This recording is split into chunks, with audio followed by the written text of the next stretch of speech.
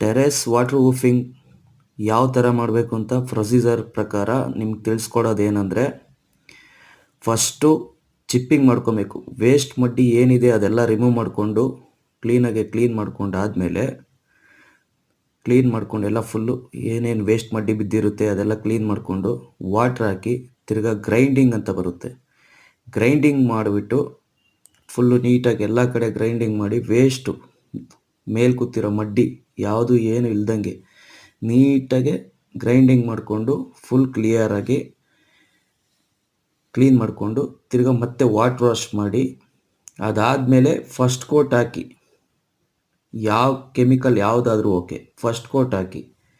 First coat ಹಾಕೋಕ್ಕಿಂತ ಮುಂಚೆಗೆ corner ಕೋಯಿಂಗ್ ಮಾಡಬೇಕಾಗುತ್ತೆ. ಕೋಯಿಂಗ್ ಒಬ್ಬೊಬ್ಬರು ಇಂಜಿನಿಯರ್ ಸೊಲ್ಯೂಷನ್ ಮಾಡೋದಿಲ್ಲ, ಕೋಯಿಂಗ್ ಬೇಡ ಅಂತ ಹೇಳ್ತಾರೆ.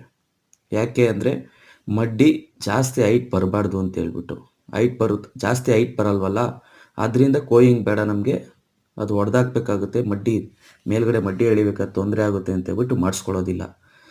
ಫಸ್ಟ್ ಕೋಟ್ ಆಲ್ರೆಡಿ ಆಗಿದೆ, ಸೊ ಅದೊಂದು ವಿಡಿಯೋ ಮಿಸ್ ಆಗಿರೋದ್ರಿಂದ ಸೆಕೆಂಡ್ ಕೋಟ್ದು ನಿಮಗೆ ಕ್ಲಿಯರೆನ್ಸಲ್ಲಿ ನೀಟಾಗಿ ತೋರಿಸ್ಕೊಡ್ತಾ ಇದ್ದೀನಿ ನೋಡಿ. ಈ ಥರ ಪ್ರೊಸೀಜರಲ್ಲಿ ಮಾಡಿದ್ರೆ ನಿಮ್ಗೆ ಯಾವುದೇ ಕಾರಣಕ್ಕೂ ಲೀಕೇಜ್ ಅನ್ನೋದು ಬರೋದಿಲ್ಲ 10 ಇಯರ್ಸ್ 15 ಇಯರ್ಸ್ 20 ಇಯರ್ಸ್ವರೆಗೂ. ಓಕೆನಾ? ಏನೇ ಸೊಲ್ಯೂಷನ್ ಬೇಕಾಗಿದ್ರೂ SBH ವಾಟರ್ ಪ್ರೂಫಿಂಗ್ನ ಕಾಂಟ್ಯಾಕ್ಟ್ ಮಾಡಿ.